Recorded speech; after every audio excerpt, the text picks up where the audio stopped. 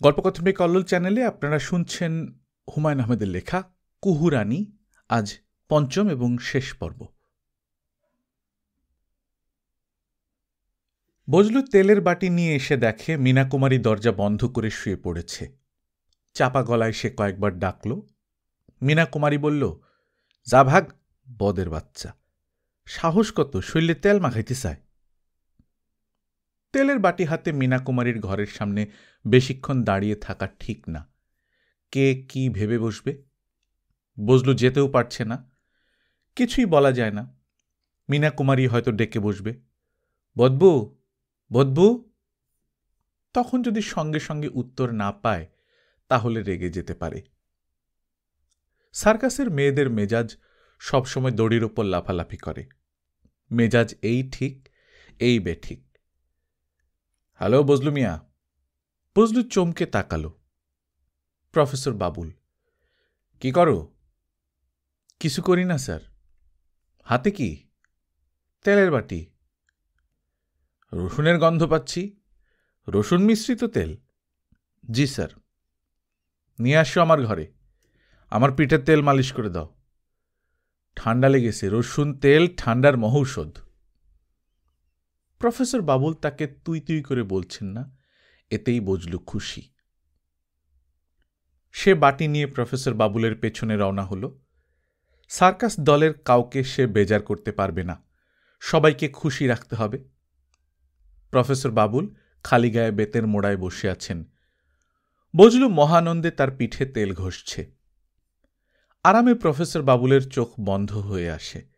বজলু গলা নামিয়ে বলল, আমার কাছে একটা খবর আছে স্যার। প্রফেসর বাবুল বললেন, মাত্র একটা খবর? আমার কাছে আছে 10টা। খবর জটিল। দুনিয়ার সব খবরই জটিল খবর। কথা বন্ধ, কাজ করে যাও। তোমার উপর আমি সন্তুষ্ট। যখন চলে যাব তোমাকে দড়ি কাটার একটা খেলা শিখিয়ে দিয়ে যাব। এক খেলা দেখিয়ে জীবন পার করে দিতে পারবে। বজলু লজ্জিত গলায় বলল, আমিও স্যার আপনাদের সাথে যাব। আগে একবার আপনারে বলেছি। আগে বলেছিলে? ভুলে গেছি, এখন মনে পড়েছে। অবশ্যই আমাদের সাথে যাবে। সার্কাস দলের সঙ্গে থাকার মজাই আলাদা। সময় মতো সার্কাসের কোনো এক মেয়েকে বিয়ে করে ফেলবে। সার্কাসের মেয়ে বিয়ে করতে আপত্তি আছে? আপত্তি নাই স্যার। Good, very good. মাথা মালিশ করতে জানো? জানি। তুমি তো দেখি ওস্তাদ লোক। গায়ে তেল মাখা শেষ হলে আমি বিছানায় শুয়ে পড়ব, তুমি মাথা মালিশ করে দেবে। ঘুমিয়ে না পড়া পর্যন্ত মালিশ চলবে। জি আচ্ছা। কথা একেবারেই বলবে না। নিজের কথা ছাড়া অন্যের কথা শুনতে আমার ভালো লাগে না। যারা জাদু দেখায় তাদের এই এক সমস্যা, বুঝেছ? জি স্যার, বুঝেছি। এই তো আবার কথা বললা। যদি বুঝে থাকো তাহলে মাথা নাড়বা, মুখে বলার প্রয়োজন নাই। একটা জটিল খবর ছিল স্যার। আবার কথা বলে। বজলু চুপ করে গেল। বোঝাই যাচ্ছে প্রফেসর সাহেবকে কিছু বলে লাভ নেই। তাকে সরাসরি ম্যানেজার ইয়াকুব সাহেবের সঙ্গেই কথা বলতে হবে। আল্লাপাকের ইচ্ছাও মনে হয় তাই। সে 2বার দুজনকে বলার চেষ্টা করেছে, কেউ শোনে নাই। ইয়াকুব সাহেব নিশ্চয়ই শুনবেন। মোহাম্মদ ইয়াকুব শান্ত মুখে বসে আছেন। মঞ্জু তাকে 1 কাপ চা এনে দিয়েছে। তিনি চায়ে একবার মাত্র চুমুক দিয়েছেন। তার হাতে সিগারেট আছে, তিনি সিগারেট ধরাচ্ছেন না। তার সামনে, বাসস্ট্যান্ডের সামনে যে চায়ের দোকান, সেই দোকানের এক ছেলে কুহুরানির খবর নিয়ে এসেছে। পাকা খবর, বকশিস ছাড়া এই খবর সে দেবে না। ইয়াকুব ঠান্ডা গলায় বললেন, তোমার নাম কি? কালাম। কালাম, তুমি বকশিস কত চাও? 1000 টাকা চাই স্যার। ঠিকই আছে, 1000 টাকা তেমন বেশি কিছু না। দিব তোমাকে 1000 টাকা। এখন খবর বলো। আগে টাকা, তারপরে খবর। এইটাও মন্দ না। ফেলো করি মাখো তেল। তুমি জানো কুহু কোথায়? জি। কোন এক বাড়িতে সে লুকায় আছে। সেইটা আমি বলবো না। ঠিক আছে, তুমি অপেক্ষা করো, চা বিস্কুট খাও। ওসি সাহেব সকালবেলা একবার এসেছিলেন, এখন আবার এসেছেন। কুহুরানিকে নিয়ে তদন্ত চলতেছে। তুমি যা জানো উনারে বলবা, কুহুরানিরে যদি পাওয়া যায় তোমার 1000 টাকা দিব। ওসি সাহেবরে আমি কিছুই বলবো না। ওসি সাহেব যদি কিছু জানতে চান আর তুমি না বলো, তার ফল তো ভালো হবে না। হাজতে থেকেছে 2-1 রাত, মনে হয় থাকো নাই, থেকে দেখো কেমন লাগে। কালাম হড়বড় করে বলল, স্যার আমি কুহুরানিরে দেখছি বাসে উঠতে। বাসে উঠার আগে আমরা স্টলে 1 কাপ চা খেয়েছেন। তুমি তাকে আগে কখনো দেখেছ? জি না স্যার। তাহলে চিনেছ কিভাবে সে কুহুরানি? অনুমানে চিনেছি।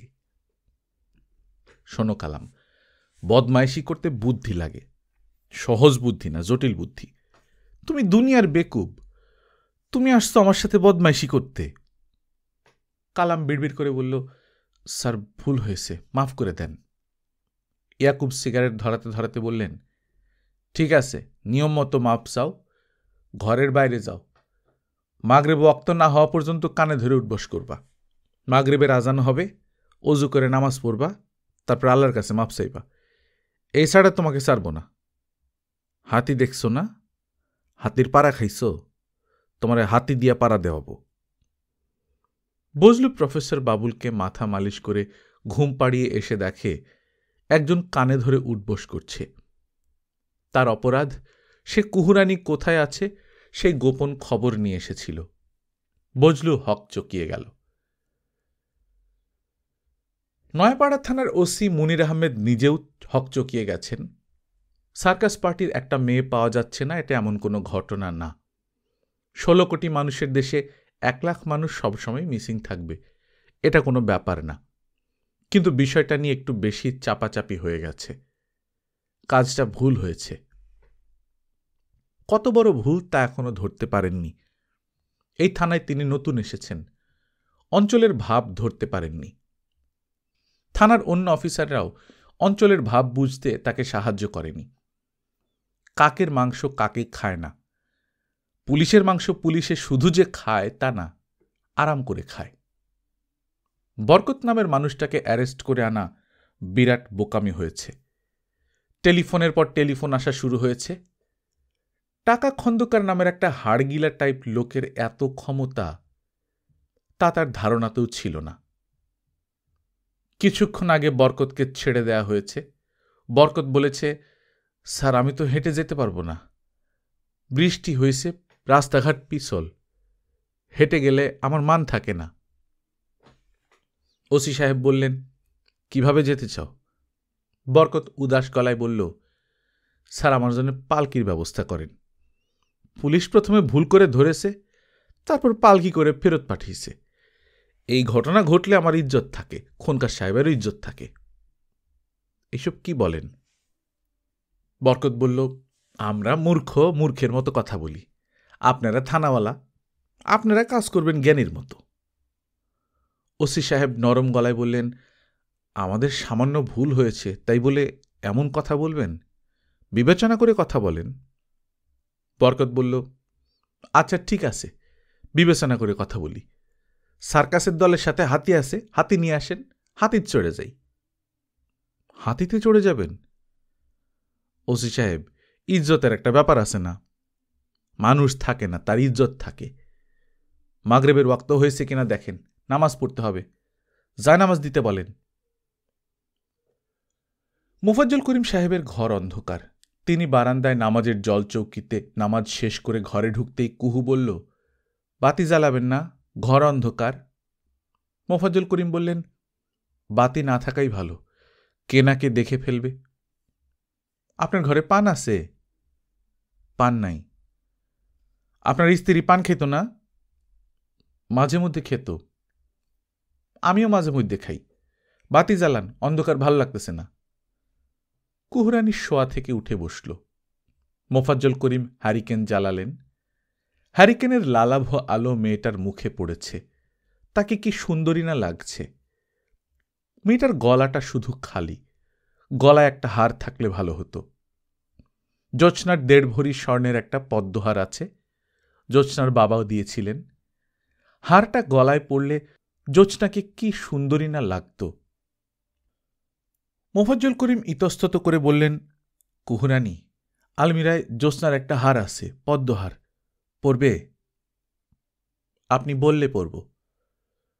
কুহুরানি আগ্রহ নিয়ে হার গলায় দিল, আয়নায় নিজেকে দেখল, মুগ্ধ গলায় বলল, হারটা সুন্দর। মোফাজ্জল করিম বললেন, দেখি, জ্বর দেখি। তিনি কুহুরানির কপালে হাত দিলেন। জ্বর একেবারেই নেই, আলহামদুলিল্লাহ। কুহুরানি বলল, এমন এক ঘুম দিয়েছি, জ্বর শেষ। খুব পান খেতে ইচ্ছে করতেছে, পান খাওয়াবেন? খয়ের দিয়ে পান, ঠোঁট যেন টকটকে লাল হয়। মোফাজ্জল করিম বললেন, স্কুলের আরবি শিক্ষক মাওলানা আবুল বাশার খয়ের দিয়ে পান খান, তার কাছ থেকে নিয়ে আসি। ওনার বাসা কি অনেক দূর? বেশি দূর না। তাইলে যান, 2 খিলি আনবেন। তুমি হারিকেন নিভায় রেখো, আলো দেখলে কেউ আমার খুঁজে চলে আসতে পারে। মোফাজ্জল করিম বুঝতে পারছেন না তার হয়েছেটা কি। মাওলানার বাড়ি যাওয়ার রাস্তা তিনি চেনেন না এমন তো না। জুম্মা ঘরের ডান দিকের রাস্তা কতবার গিয়েছেন, অথচ তিনি বাম দিকের রাস্তা ধরে স্কুল ঘরের কাছে চলে এসেছেন। কি অদ্ভুত কাণ্ড! হেডমাস্টার সাহেব, সালাম আলাইকুম। ওয়ালাইকুম আসসালাম। কে? আমি শরীয়তুল্লাহ। মোফাজ্জল করিম বললেন, শরীয়তুল্লাহ কে? আমি কওমি মাদ্রাসার প্রিন্সিপাল শরীয়তুল্লাহ নকশবন্দি। ও আচ্ছা আচ্ছা, গোস্তাকি মাফ হয়, আপনাকে চিনতে পারি নাই। ভালো আছেন? ভালো আছি, আপনার উপর সামান্য বেজার আছি। মোফাজ্জল করিম চিন্তিত গলায় বললেন, কেন? আপনি সমাজপতি, আপনি যদি মেয়েদের নিয়ে নাচানাচি করেন তাহলে কিভাবে হয়? মোফাজ্জল করিম হক চকিয়ে গেলেন, আমতা আমতা করে বললেন, মেয়েদের নিয়ে নাচানাচি? দল বেঁধে সার্কাস দেখতে গেছেন, যান নাই? ও আচ্ছা আচ্ছা, কাজটা ভুল হয়েছে কিনা বলেন। হ্যাঁ, সার্কাস আমি এখানে করতে দিব না, আশেপাশের মাদ্রাসার তালেবেল এলেমদের নিয়ে আসব, দেখেন কি করি। সার্কাসের ম্যানেজার ইয়াকুব আমারে পাশার চাল দিয়েছে, আমার চাল দেখে নাই। মোফাজ্জল করিম বললেন, পরে এই নিয়ে কথা হবে, এখন যাই, বিশেষ জরুরি একটা কাজে যাচ্ছি। শরীয়তুল্লাহ বললেন, বিশেষ জরুরি কাজটা কি? মাওলানা সাহেবের কাছ থেকে 2 খিলি পান আনব। বলেই মোফাজ্জল করিম আর দাঁড়ালেন না। শরীয়তুল্লাহ নকশবন্দি অবাক হয়ে তাকিয়ে আছেন। মানুষটার আচার আচরণ তার কাছে রহস্যময় মনে হচ্ছে। মাওলানা অবাক হয়ে বললেন, আপনি পান নিতে এসেছেন? মোফাজ্জল করিম বললেন, তিনি মাওলানার চোখের দিকে তাকাচ্ছেন না, তিনি চাচ্ছেন না দুজনের চোখাচোখি হয়, তার দৃষ্টি মাটির দিকে। মাওলানা বললেন, পানের জন্য এত দূর এসেছেন? হ্যাঁ। আপনি তো পান খান না। আজ খাব, আজ কেমন যেন বমি বমি লাগছে, পান খেলে আরাম হবে। মিথ্যা কথা বলতে গিয়ে মোফাজ্জল করিম মরমে মরে গেলেন। একবার মনে হল সত্যটা বলে ফেলবেন। মাওলানা তার অতি ঘনিষ্ঠজন, ঘনিষ্ঠজনদের কাছে কিছু গোপন করতে নেই। মাওলানা বললেন, স্যার আপনার ঘটনাটা বলেন তো। ঘটনা কিছু নাই, আপনি পান দিন, নিয়ে চলে যাব। জর্দা দেয়া পান। আপনি বসেন, পান আনতেছি। মোফাজ্জল করিম জবুথবু হয়ে বসে আছেন। বৃষ্টি আবার শুরু হয়েছে। বঙ্গোপসাগরে কোথাও ডিপ্রেশন হয়েছে। ডিপ্রেশনের ঝড় বৃষ্টি 3-4 দিন থাকবে। এখন যথেষ্ট শীত, এই শীত আরও বাড়বে। মোফাজ্জল করিম বিড়বিড় করে বললেন, উইন্টার অব ডিসকন্টেন্ট। কথাটা তিনি কেন বললেন নিজেও জানেন না। মাওলানা পান নিয়ে এসেছেন, পানের সঙ্গে কাপ ভর্তি চা এনেছেন। মোফাজ্জল করিম চায়ের কাপে চুমুক দিলেন, চাপা গলায় বললেন, পান আমি এখন খাব না, সঙ্গে করে নিয়ে যাব, ভাত খাওয়ার পরে খাব। মাওলানা বললেন, ভাত আপনি আমার সঙ্গে খাবেন, আমি বেগমকে রাঁধতে বলেছি, খিচুড়ি করতে বলেছি। মোফাজ্জল করিম বললেন, আমার শরীরটা ভালো না, জ্বর। আবারও মিথ্যা বলতে হলো। মোফাজ্জল করিমের মনটাই খারাপ হয়ে গেল। বজলু কি ফিরেছে? মোফাজ্জল করিম বললেন, ফিরে নাই। বলেই মনে হলো বজলু নাই শোনার পর মাওলানা তাকে এই বাড়িতে থাকার জন্য চাপাচাপি করবে। তিনি আরেকটা মিথ্যা বললেন, বজলু ফিরেছে, আমি ভুলে গিয়েছিলাম, সে এখন ঘরেই আছে। বজলুকে বিদায় করে দেন, অন্য কাউকে নেন, বজলু বিরাট ফাঁকিবাজ। তাই করব, আজই বিদায় করব। মোফাজ্জল করিম উঠে দাঁড়ালেন। মাওলানা হাত ধরে তাকে জোর করে বসিয়ে দিলেন। কুহুরানি মেয়েটাকে নিয়ে যে কি ক্যাচাল লেগেছে শুনেছেন? আবার কি ক্যাচাল? খন্দকার আর হাজি মফিজের মধ্যে লেগে গেছে। খবর পেয়েছি হাজি মফিজ আজ সন্ধ্যার ট্রেনে ঢাকা চলে গেছে। একা যায় নাই, পরিবার নিয়ে গেছে। ও, 3 বছর আগে হাজি মফিজ খন্দকারের বাংলা ঘর জ্বালায় দিছিল। এইবার খন্দকার শোধ নিবে। সে এখন সরকার পার্টির লোক, তার জোর বেশি। সামান্য সার্কাস পার্টির এক মেয়ে নিয়ে কি ধুন্দুমার লেগে গেল দেখেন। খুনোখুনি না হয়ে যায়।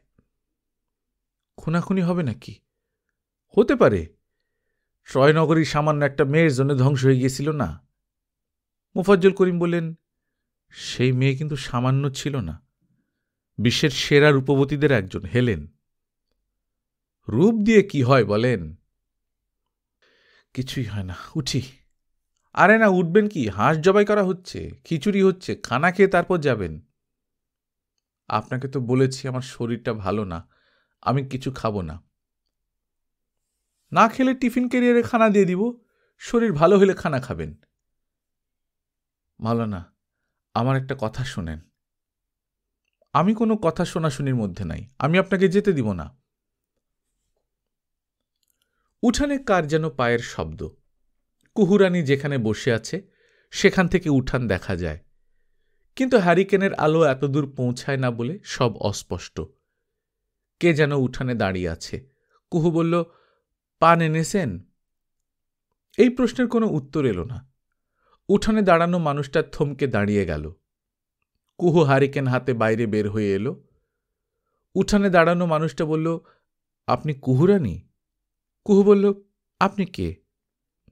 আমার নাম হাসান আলী, আমি খায়রুন্নেসা আদর্শ হাই স্কুলের একজন শিক্ষক। সান কি? হেডমাস্টার সাহেবের খুঁজে এসেছি। স্যার কোথায়? আপনার স্যার আমার জন্য পান আনতে গিয়েছেন, আজ তার সঙ্গে দেখা হবে না, অন্য একদিন আসেন। আমি আপনার সঙ্গে কিছু কথা বলবো। আপনার সঙ্গে আমার কোনো কথা নাই। আপনার না থাকতে পারে, কিন্তু আমার আছে। কুহু বলল, ভিতরে আসেন। হাসান আলী ঘরে ঢুকল। তার হতভম্ব ভাব এখনো কাটেনি। একটা সার্কাসের মেয়ে কি সুন্দর সেজে বসে আছে, নতুন শাড়ি, গলায় হার, চোখে কাজল। হাসান আলী বলল, আপনি এইখানে কেন? কুহু বলল, কোনো একটা জায়গায় তো আমাকে থাকতে হবে, হবে না? এটাই সেই জায়গা? রাতে কি বাড়িতেই থাকবেন? অবশ্যই। আমি যাব কোথায়? আপনার কথা শেষ হয়েছে, এখন চলে যান। হাসান আলী বলল, হেড স্যার এই অঞ্চলের অতি সম্মানিত একজন মানুষ। একজন সম্মানিত মানুষের সম্মান রক্ষা করতে হয়। কুহু বলল, আপনারা 10 জন আছেন, আপনারা সম্মান রক্ষা করেন। হাসান আলী বলল, আপনি কি পরিস্থিতি বুঝতে পারছেন? আমার বোঝার প্রয়োজন নেই, আপনারা বুঝতে পারলেই হইল। আমি সার্কাস থেকে পালায় আসছি, আমার কোনোখানে যাবার জায়গা নেই, এইখানে এসে উঠছি। এতে যদি আপনাদের হেড স্যারের সম্মানের কোনো হানি হয়, তাইলে একটা কাজ করেন, মৌলানা ডাকেন, ডাইকে আমাদের বিয়ে পড়ায় দেন। হেড স্যারের জিজ্ঞেস করেন, উনি রাজি আছেন। উনি রাজি আছেন? অবশ্যই, উনি রাজি, আমিও রাজি, মিয়া বিবি দুইজনই রাজি। আমার কথা শেষ, আমি আপনার সঙ্গে আর কথা বলবো না। হাসান আলী বলল, আপনি যে সার্কাস থেকে পালিয়ে এসেছেন সেটা আমরা সবাই জানি। আপনি যেখানে যেতে চান আমি আপনাকে নিয়ে যাব, কেউ বুঝতে পারবে না। বোরখা পরায় নিয়ে যাব, কথা দিলাম আপনাকে। আপনারা তো ঠেকা কেন? স্যারের জন্য। অতি সম্মানিত একজন মানুষ, তার সম্মান রক্ষা করতে হবে। বোরকা কি সাথে আছে? সাথে নাই, জোগাড় করব। জোগাড় করেন, আর আমিও চিন্তা ভাবনা করি। আপনার সঙ্গে সিগারেট আছে না? আছে। কুহু হাসতে হাসতে বলল, ঘরে যখন ঢুকেছেন তখন সিগারেটের গন্ধ পাইছি। আমার একটা সিগারেট দেন, সিগারেট খাবো। আপনি সিগারেট খান? আমি সার্কাসের মন্দ মেয়ে, সিগারেট খাবো না? আপনি সিগারেট খান, আপনিও মন্দ। দুই মন্দে ভালো মিল হয়েছে, ঠিক না? হাসান আলী সিগারেট দিল। কুহু পায়ের ওপর পা তুলে সহজভাবেই সিগারেট টানছে। হাসান আলী বলল, আপনি কি যাবেন আমার সঙ্গে? কুহু ধোঁয়া ছাড়তে ছাড়তে বলল, আগে বোরকা জোগাড় করেন, তারপরে বিবেচনা। হাসান আলী বলল, আমি বোরকা জোগাড় করে জুম্মা ঘরের পাশে অপেক্ষা করব। শেষ রাতে একটা ট্রেন আছে, 11 সিন্দুর এক্সপ্রেস। স্টেশন পর্যন্ত যাব কিভাবে? হাঁটতে পারবো না, আমার শরীর ভালো না। আমি গরুর গাড়ি ব্যবস্থা করব। গরুর গাড়ি খারাপ কি? আপনি তো আবার ম্যাজিক জানেন। আপনার স্যার বলছেন মাঝে মধ্যে ম্যাজিক দেখাবেন। ম্যাজিক আমিও জানি, দড়ি কাটার ম্যাজিক। প্রফেসর বাবুলের কাছ থেকে শিখছি, আপনারা শিখাই দিব। আপনি আরেকটা সিগারেট দেন। হাসান আলী সিগারেটের পুরো প্যাকেট রেখে উঠে দাঁড়াল। বৃষ্টি বেশ ভালোই শুরু হয়েছে। মোফাজ্জল করিম বাড়ির পথ ধরেছেন। তার এক হাতে টিফিন ক্যারিয়ারে হাঁসের মাংস এবং খিচুড়ি, অন্য হাতে ছাতি এবং টর্চ লাইট। ছাতি এবং টর্চ লাইট তিনি একসঙ্গে কায়দা করতে পারছেন না। রাস্তাও পিছল। তার ভয় হচ্ছে যে কোনো সময় তিনি পা পিছলে পড়ে যাবেন। এই বয়সে বেকায়দায় পড়ার ফল খারাপ হবে। জুম্মা ঘরের কাছে এসে তিনি লক্ষ্য করলেন কেউ একজন ছাতা মাথায় দাঁড়িয়ে আছে। মোফাজ্জল করিম বললেন, কে? স্যার, আমি হাসান। এখানে কি করো? আপনার সঙ্গে একটা কথা ছিল স্যার। এত রাতে আমার সঙ্গে কি কথা? যাও, বাড়িতে যাও, বাড়িতে গিয়ে ঘুমাও। আপনার সঙ্গে যাই স্যার, একটা অতি জরুরি কথা ছিল। অন্যদিন কথা বলবে, সাম আদার টাইম। মোফাজ্জল করিম অতি দ্রুত বাঁশবনের ভেতর ঢুকে গেলেন। এটাই শর্টকাট। বৃষ্টির মধ্যে বাঁশবনের ভেতরে হাঁটতে ভালো লাগছে। জঙ্গলের ভেতর ছোট্ট খালের মতো আছে। শীতকালে পানি থাকে না, বৃষ্টিতে পানি হয়েছে, ঝিরঝির শব্দ হচ্ছে। তিনি একবার পেছনে তাকালেন। হাসান আলী এখনো আগের জায়গাতেই দাঁড়িয়ে। তিনি বুঝতেই পারছেন না হাসান আলীর এমন কি জরুরি কথা যে এক্ষুনি বলতে হবে। বাড়ির পাশে কাঁঠাল গাছের কাছে এসে মোফাজ্জল করিম থমকে দাঁড়ালেন। উঠানে কুহু বসে আছে।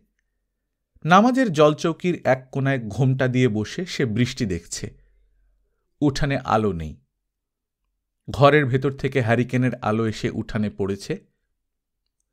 মোফাজ্জল করিমের মনে হল এই দৃশ্য তিনি আজ প্রথম দেখছেন না, এর আগেও অনেকবার দেখেছেন।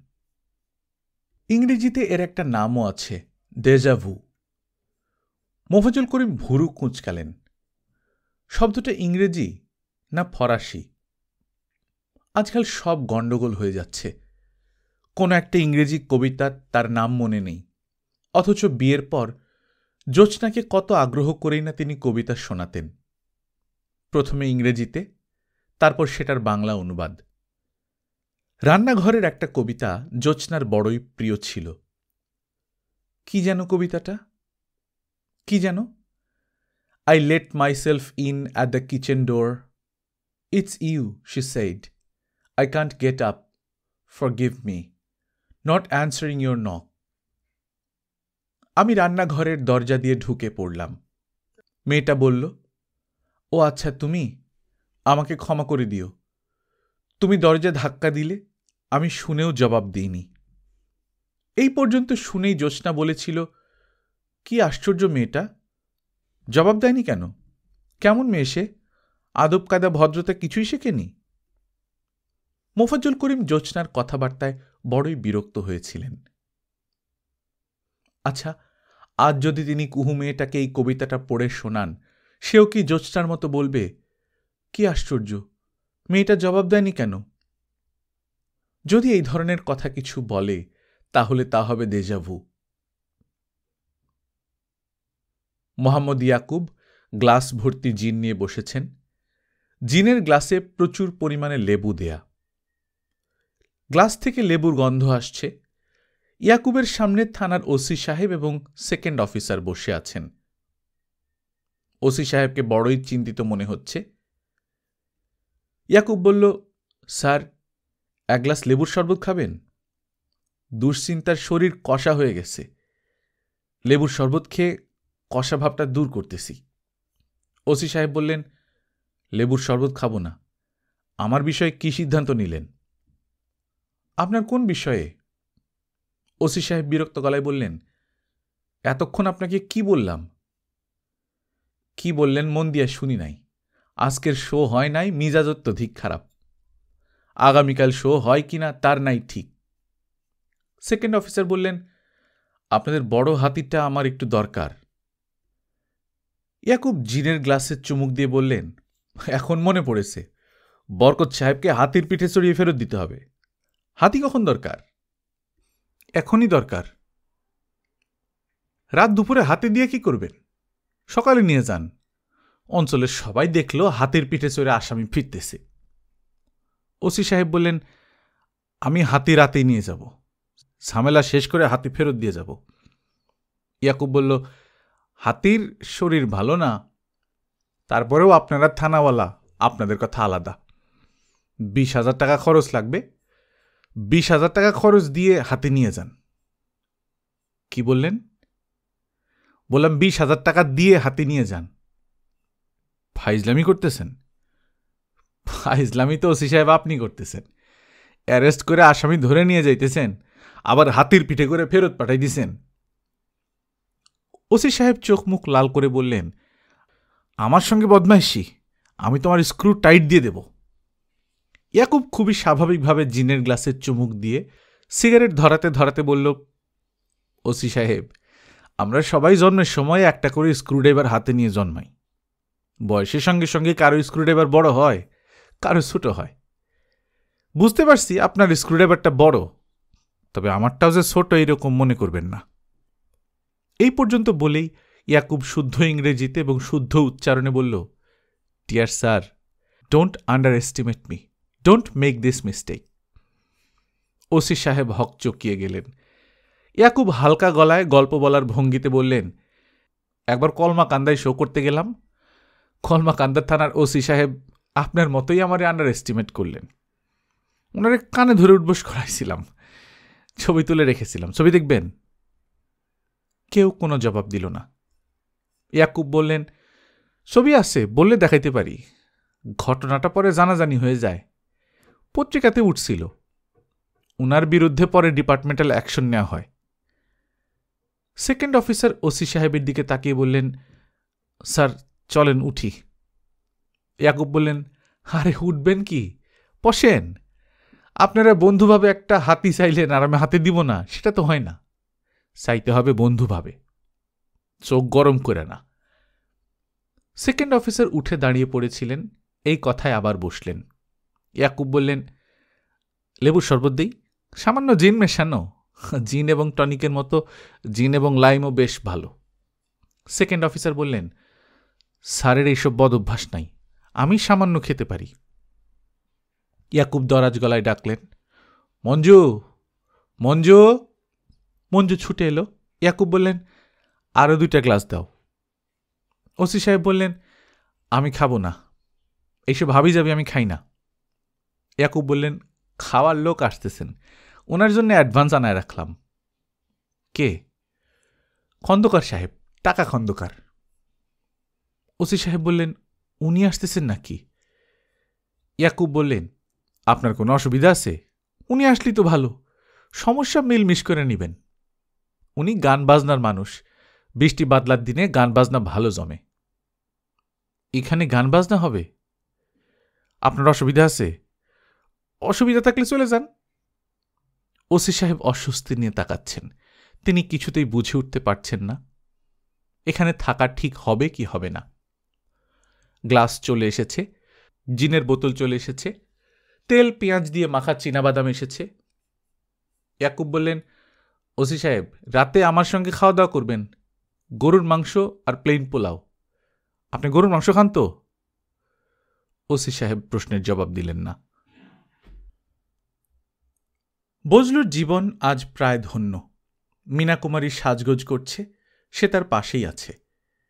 পায়ে ঘুঙুর সে বেঁধে দিয়েছে। প্রথমবারে বাঁধন কষা হয়েছিল, দ্বিতীয়বারে ঠিক হল।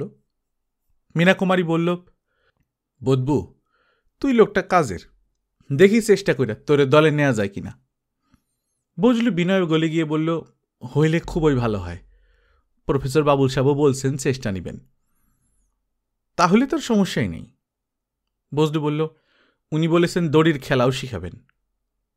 আরও ভালো, তুই হইবি প্রফেসর বদবু। বজলু বলল, আমার কাছে একটা বড় খবর আছে। কুহুরানি কোন বাড়িতে পলায় আছে আমি জানি, খবরটা আপনাদের প্রথম বললাম। বজলু ভেবেছিল খবর শুনে মীনা কুমারী চমকে উঠবে, সে মোটেই চমকাল না। বজলুর দিকে একবার ফিরেও তাকাল না। সে ঠোঁটে যেভাবে লিপস্টিক দিচ্ছিল সেইভাবেই দিতে থাকল। বজলু তার সামনে হাত আয়না ধরে আছে, তাকে স্থির হয়ে থাকতে হচ্ছে, নড়লে আয়না নড়ে যাবে। বজলু বলল, উনি আসেন আমরা হেডমাস্টার সাহেবের বাড়ি। হেডমাস্টার সাহেব লোক অবশ্য খুবই ভালো, ফেরেশতা আদমি। তোর সঙ্গে কুহুর কথা হইছে? কথা হয়নি, উনি আমারে দেখে নাই। মীনা কুমারীর ঠোঁটে লিপস্টিক দেয়া শেষ হয়েছে। সে বজলুর হাত থেকে আয়না নিতে নিতে বলল, কুহু কই আছে, কার বাড়িতে আছে, এইসব কাউরে বলার কিছু নাই। সে যদি পালায় যাইতে পারে আমি খুশি, বুঝছস? জি বুঝেছি। তুই কিছুই বুঝোস নাই, তোর বুঝার প্রয়োজনও নাই। তুই কি আমারে ভালো পাস? অবশ্যই। আমারে বিবাহ করতে মনে চায়? বজলু মাথা নিচু করে ফেলল। সে কি বলবে কিছুই বুঝতে পারছে না। হ্যাঁ সূচক মাথা নাড়া কি ঠিক হবে, নাকি সে যেভাবে আছে সেইভাবেই বসে থাকবে? বদবু শোন, কুহুরানি বিষয়ে কাউরে কিছু বলবি না। জি ইচ্ছা। কাউরে কিছু যদি বলি তাইলে আমি গু খাই, আর আমি বাপের বেটাও না, আমি বেজন্মা। এই তো ঠিক আছে, এখন বল আমারে কেমন দেখা যায়? লজ্জা পাওয়ার কিছু নাই, ভালো মতন দেখ। পরীর মতো লাগতাছে। পরী কখনো দেখছস? ছোটবেলায় দেখছিলাম, বাঁশবনে, জ্যোৎস্না রাইত ছিল, আমি গোল্লা সুট খেলা ফিরতাছি, আচমকা দেখি। বুঝলুম মহানন্দে গল্প করে যাচ্ছে, মীনা কুমারী ডাকের অপেক্ষা করছে। কমলা রানী গান করবে, সে নাচবে, বাজনা বাজাবে সার্কাসের ব্যান্ড।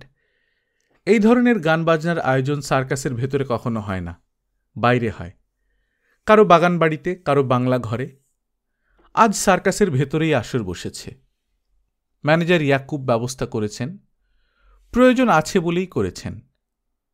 মোহাম্মদ ইয়াকুব বিনা প্রয়োজনে কিছু করেন না। টাকা খন্দকার চলে এসেছেন, তিনি আনন্দে আছেন। একটু আগে ঘোষণা দিয়েছেন কুহুরানিকে যেদিন পাওয়া যাবে সেদিনই তিনি ৫,০০০ টাকা দেবেন সার্কাসের লোকেদের মিষ্টি খাওয়ার জন্যে। ইয়াকুব বলল, মাত্র ৫? আপনার মতো বিশিষ্ট লোক দিবে ৫? টাকা খন্দকার সঙ্গে সঙ্গে বললেন, আচ্ছা যাও ১০। ইয়াকুবের সঙ্গে তার সম্পর্ক আপনি থেকে তুমিতে নেমে এসেছে। ওসি সাহেবের সঙ্গেও সম্পর্ক ঠিক হয়ে গেছে। তিনি ওসি সাহেবের হাতি সমস্যার সমাধান করে দিয়েছেন। বরকত যেন পায়ে হেঁটে চলে আসে তার জন্য চিঠি দিয়ে থানায় লোক পাঠিয়ে দিয়েছেন। ওসি সাহেব খন্দকারের হাত ধরে বললেন, আপনি যে এমন মহানুভব মানুষ সেটা আগে বুঝতে পারি নাই, আপনার সঙ্গে আমার আর কোনো সমস্যা হবে না। খন্দকার মাথা দোলাতে দোলাতে বলেছেন, সমস্যা হবে আবার সমাধানও হবে, জগতের এই নিয়ম। তবে আমি সমস্যা দেখে পলায়ে যাই না, হাজী সাহেব পলায়ে গেছেন। খালি বাড়ি, আগুন লাগে কিনা কে জানে। সেকেন্ড অফিসার চিন্তিত গলায় বললেন, আগুন লাগবে নাকি? খন্দকার উদাস গলায় বললেন, লাগতেও পারে, আমার বাড়িতে একবার লেগেছিল, তারটাই কেন লাগবে না? তবে আগুন লাগলে আমারে কেউ দোষতে পারবে না। আমি তখন কোথায় ছিলাম? থানাওয়ালাদের সঙ্গে মদ খাইতেছিলাম। ঠিক না ওসি সাহেব? খন্দকারের চরিত্র ফুলের মতো পবিত্র। ঠিক বলেছে কিনা বলেন? সবাই মজা পাচ্ছে।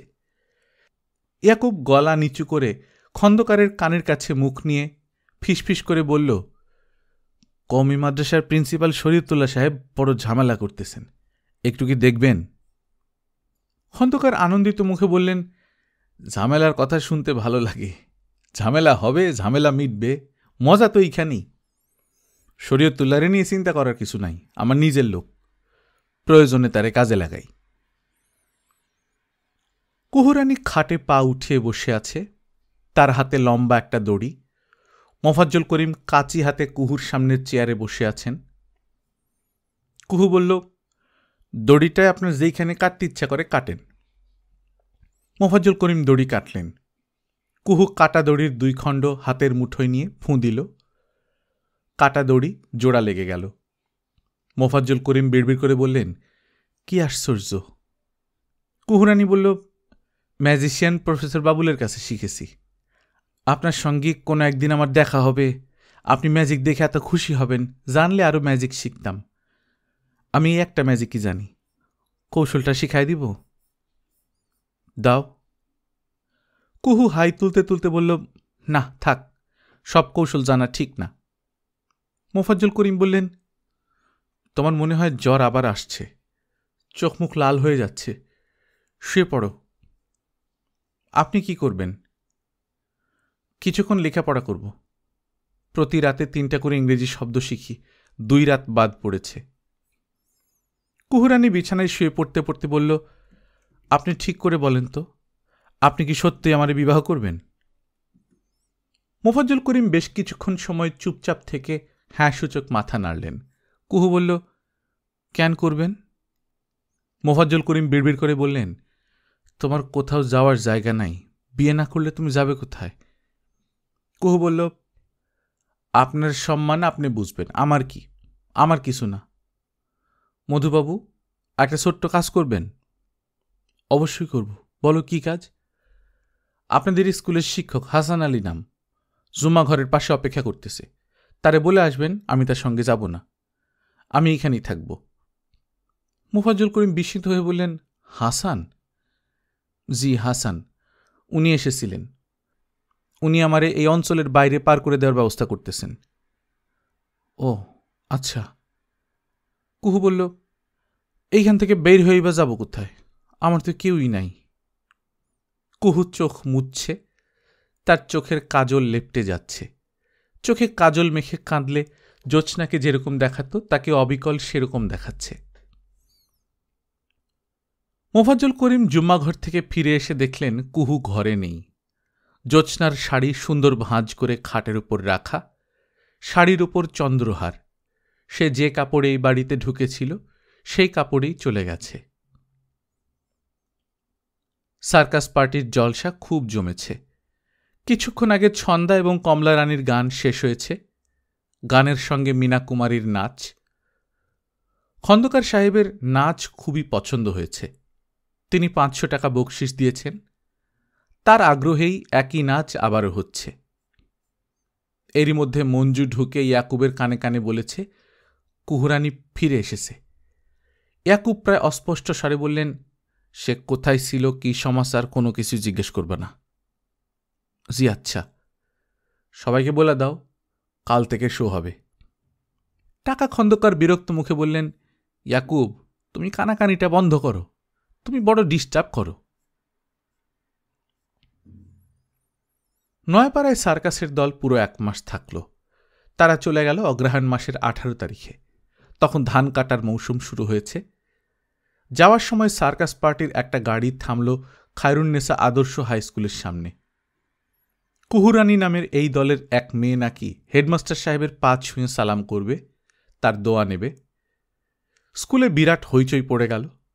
ছাত্ররা কেউ ক্লাসে থাকতে চাচ্ছে না, উঁকি ঝুঁকি দিচ্ছে, ক্লাস থেকে বের হয়ে যেতে চাচ্ছে। বিএসসি স্যার হাসান আলী কঠিন ধমক দিলেন, অল কোয়াইট। কুহুরানি হেডমাস্টার সাহেবের পা ছুঁয়ে সালাম করল। উঠে দাঁড়াতে দাঁড়াতে বলল, মাস্ক মানে মৃগনাভি। হয়েছে স্যার। মোফাজ্জল করিম হ্যাঁ সূচক মাথা নাড়লেন। কুহুরানি বলল, স্যার যাই। কুহুরানির চোখে জল। সার্কাসের মেয়ের চোখের জলের মূল্য কি? কোনো মূল্য নাই। মোফাজ্জল করিমের ইচ্ছে হল মেয়েটির মাথায় হাত দিয়ে একটু দোয়া করবেন। তারপর মনে হল থাক, সবাই তাকিয়ে আছে। হাসান আলী বলল, স্যার আপনি কুহুরানির মাথায় হাত রেখে একটু দোয়া করে দেন, আপনার দোয়া নিতে এসেছে। কুহুরানি কেঁদেই যাচ্ছে। তার সারা মুখে কাজল লেপটে গেছে। কাজলে মাখামাখি হয়ে কি সুন্দরী না তাকে লাগছে। গল্পকথন বই কল্লোল চ্যানেলে আপনারা শুনছিলেন হুমায়ুন আহমেদের লেখা কুহুরানি। আজ ৫ম পর্বের মাধ্যমে শেষ হয়ে গেল। আমরা নিয়মিত গল্প পাঠ করে শোনাচ্ছি। আপনারা যারা প্রথমবার মতো শুনছেন কাইন্ডলি সাবস্ক্রাইব করে নেবেন। গল্প পাঠ ভালো লাগলে বন্ধুদের সঙ্গে শেয়ার করবেন। নিজে ভালো থাকবেন, আশপাশের লোকজনকে ভালো রাখবেন। টাটা।